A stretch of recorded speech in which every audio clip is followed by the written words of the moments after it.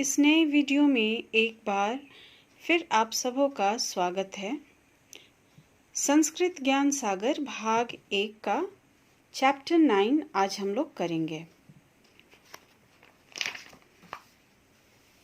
Chapter 9 यहाँ हम देख रहे हैं, शीर्षक इसका दिया गया है कर्ता कारकः व संबोधन कारकः। ध्यान से इसके शीर्षक को देखिए और यहाँ हम देख सकते हैं कि सबसे पहले कर्ता कारक यानी प्रथमा, संस्कृत का प्रथमा विभक्ति जिसको कर्ता कारक कहा जाता है, और संबोधन कारकः यानी इसका सबसे लास्ट वाला यानी 8वीं जो विभक्ति होती है, 8वां नंबर पे जो आता है लास्ट वाला, उसे हम संबोधन के रूप में जानते हैं, संबोधन कारक। तो संबोधन विभक्ति और ये कर्ता कारक यहाँ दोनों के विषय में बात की जा रही है। तो ये दोनों का नाम यहाँ हम साथ में देख रहे हैं। तो सबसे पहले हम ये समझ लेंगे कि क्यों ये दोनों का नाम एक साथ यहाँ पर शीर्षक के रूप में दिया गया है। तो सबसे पहले हम देखेंगे कि कर्ता कारक जो प्रथमा विभक्ति है,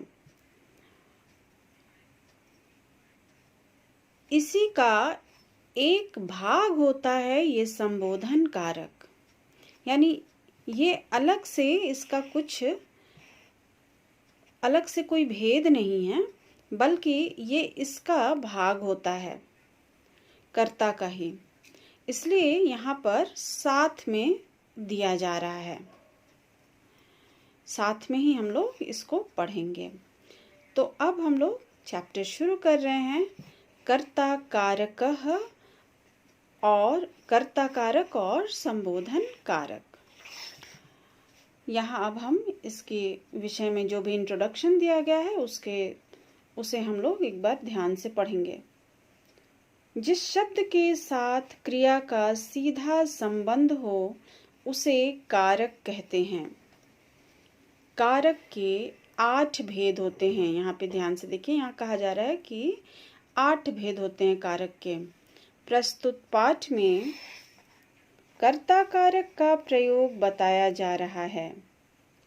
क्रिया को करने वाला कर्ता कारक कहलाता है।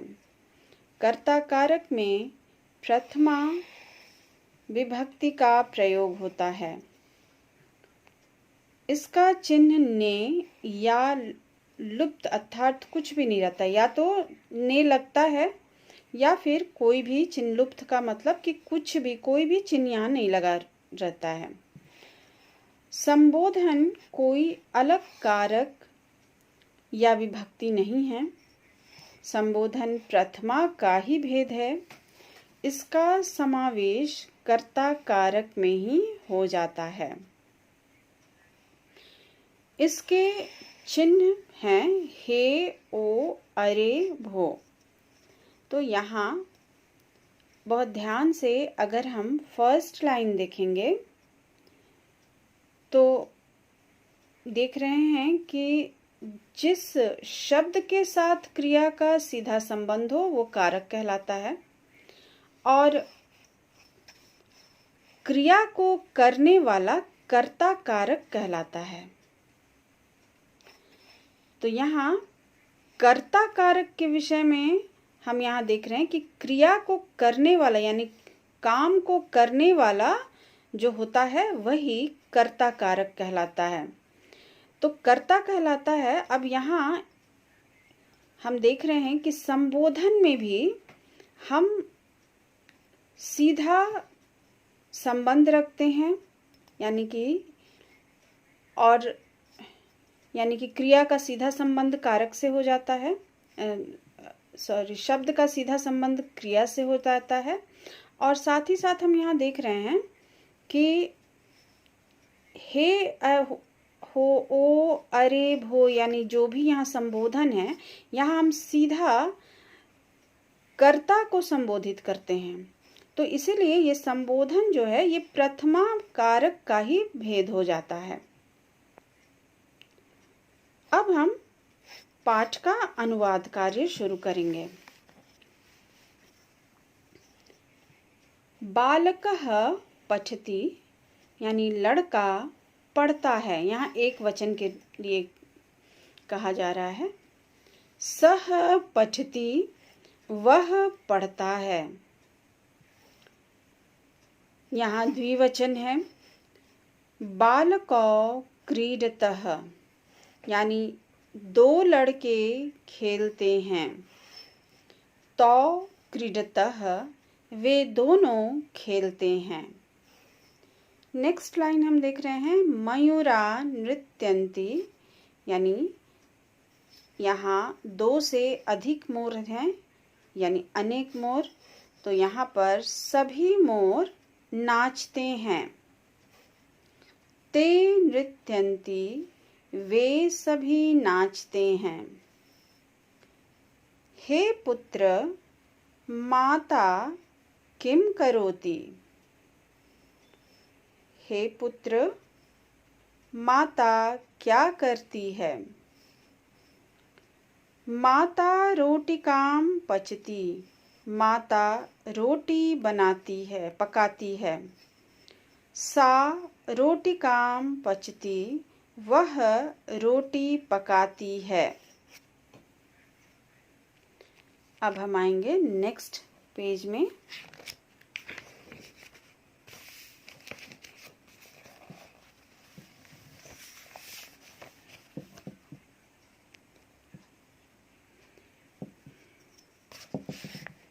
छात्रे लिखतः,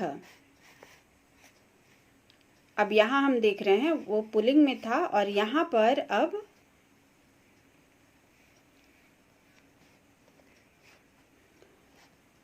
स्त्रीलिंग के विषय में है। छात्रे लिखतः यानी छात्राएं लिखती हैं। ते लिखतः वे दोनों लिखती हैं। हे बालिके तव किम नाम अस्ति, हे लड़कियों तुम्हारा क्या नाम है। भो कणिके हे कणिका मम नाम स्मृति अस्ति, मेरा नाम स्मृति है। यहाँ बहुवचन में स्त्रीलिंग का बहुवचन देख रहे हैं हम। महिलाः हसन्ति, महिलाएं सभी महिलाएं हंसती हैं। ताः हसन्ति वे सभी हंसती हैं।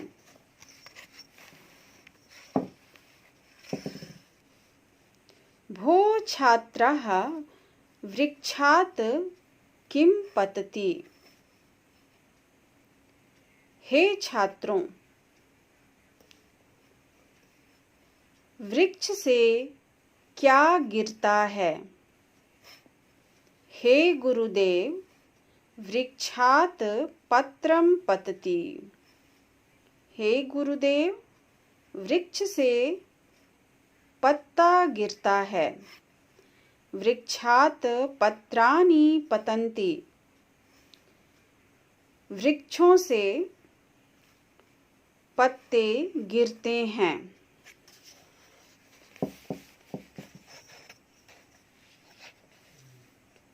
कलिके विकसतः, अब यहाँ पर नपुंसक लिंग में हम आ गए वृक्ष से।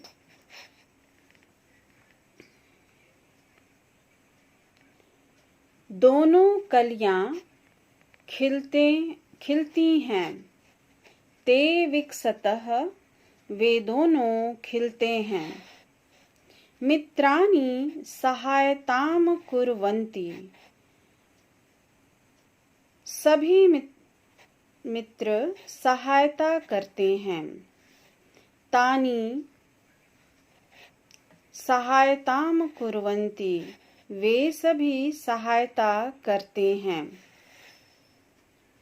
त्वम धावसि, तुम दौड़ते हो। युवाम गच्छतः, तुम दोनों जाते हो। यूयम भ्रमतः, तुम सभी घूमते हो। अहम नमामि, मैं नमस्कार करता हूँ। आवाम खादावः, हम दोनों खाते हैं। हे देशभक्ताः, यूयं किं कुरुथः। हे देशभक्तों, तुम सभी क्या करते हो। वयं देशं रक्षामः, हम सभी देश की रक्षा करते हैं। तो अनुवाद हमारा हो गया। अब हम लोग क्वेश्चन आंसर करेंगे। एक्सरसाइज नंबर 1, यहाँ हम देख रहे हैं कि ब्रैकेट में शब्द दिए हुए हैं और उसमें से सही वाला जो शब्द है, कर्ता शब्द, उसको चुन करके यहाँ लिखना है। यहाँ क्वेश्चन में दिया है कि कोष्ठक से उचित कर्ता पद चुनकर रिक्त स्थान को पूर्ण कीजिए। यानी कि जो भी फिल इन द ब्लैंक्स है उसमें हमको सही वाला जो शब्द है कर्ता का, उसको हमको यहाँ डालना है। तो सही वाला यहाँ पर हम कैसे देखेंगे, तो यहाँ हम देख सकते हैं कि यहाँ पर ती है, ये एक वचन का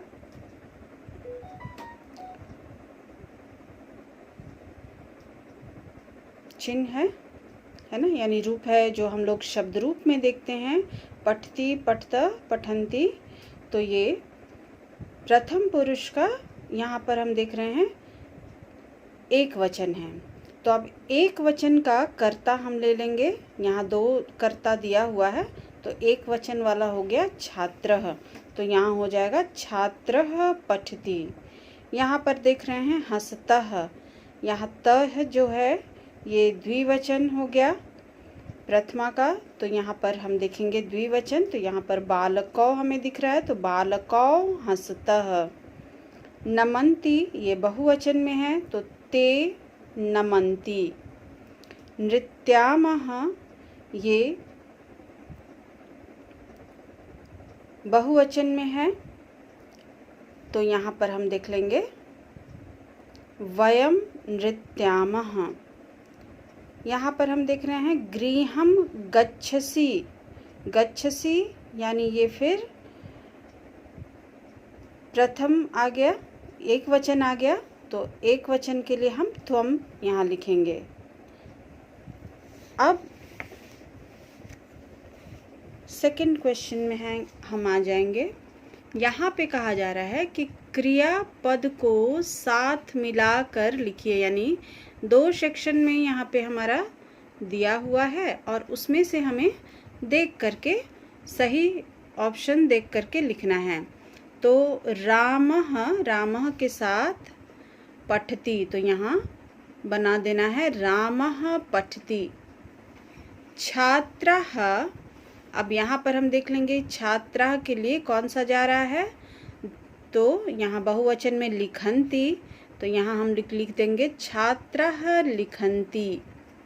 उसी तरह हम देख रहे हैं अहम, तो अहम के संग आमी खोजेंगे, तो गच्छामि, तो अहम गच्छामि। युवाम के संग जाएगा हसत, तो यहाँ पर हमारा सेंटेंस हो जाएगा युवाम हसतः। अब है त्वम, तो त्वम के संग सी जाएगा, तो चलसी, त्वम चलसी। बालकौ, यहाँ द्विवचन है, तो नमतः, यहाँ पर हमारा सेंटेंस हो गया बालकौ नमतः। तो इस तरह से परीक्षा में भी, एग्ज़ाम टाइम में भी अगर इस तरह से आता है 2 अलग अलग खंड सेक्शन और उसको मिला करके लिखने, मैच करने बोला जाएगा, तो मैच करके कंप्लीट सेंटेंस में हमको आंसर मिलना चाहिए। तो इस तरह से इसका सही जो तरीका है यही होता है। काट कूट या ये नंबर सिस्टम नहीं करना होता है, इसमें कोई भी मार्क्स नहीं मिलेगा। तो इसको ध्यान में रख करके इस तरह के प्रश्न जब भी आए हिंदी या संस्कृत में, हमेशा कंप्लीट सेंटेंस में आंसर लिख करके दीजिएगा। अब हम लोग आ जाएंगे नेक्स्ट क्वेश्चन में। तो यहाँ हम देख रहे हैं कि कुछ शब्द यहाँ दे दिए गए हैं और उसका कहा जा रहा है कि एक वचन, द्विवचन और बहुवचन लिखना है। यहाँ जैसे एग्जाम्पल में दे दिया है बालक एक शब्द है। अब इसका एक वचन बालकः, बालकौ, बालकाः। अब यहाँ पर हमको एक्सरसाइजेस शुरू कर रहे हैं। मयूर, तो मयूरः, मयूरौ, मयूराः। छात्रा, तो छात्रा, छात्रे, छात्राः। पत्र, तो पत्रम, पत्रे, पत्राणि। मित्र, मित्रम, मित्रे, मित्राणि। देव, देवः, देवौ, देवाः। अश्व, अश्वः, अश्वौ, अश्वाः। महिला, तो महिला, महिले, महिलाः। तो ये थर्ड वाला हो गया हम लोग का। अब इसके बाद हम लोग नेक्स्ट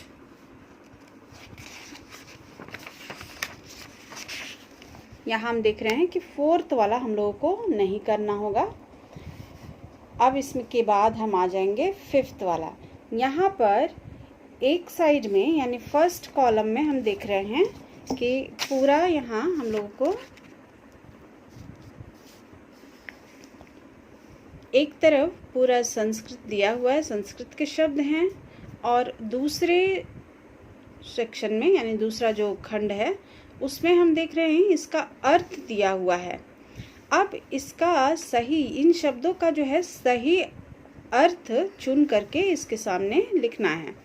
तो अहम यानी मैं, पत्रम पत्र, वयम हम सब, युवाम तुम दोनों, आवाम हम दोनों, त्वम तुम।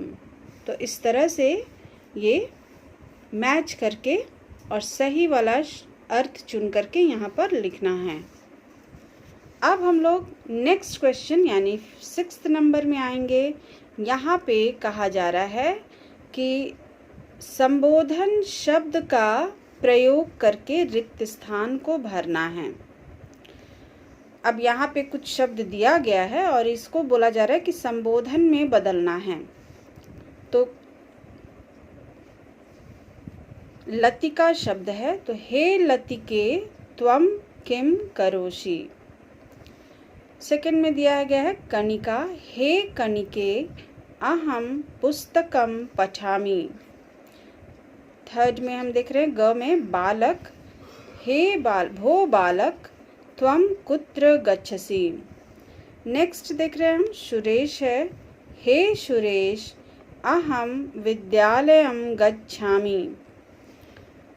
लास्ट वाला हम देख रहे हैं मित्र है, तो हे मित्र अहम गृहम गच्छामि। तो ये हमारा एक्सरसाइजेस कंप्लीट हुआ, चैप्टर पूरा कंप्लीट हुआ। अब इसको देख करके आप लोग पढ़ लीजिएगा और ध्यान से एग्ज़ाम की तैयारी कीजिएगा।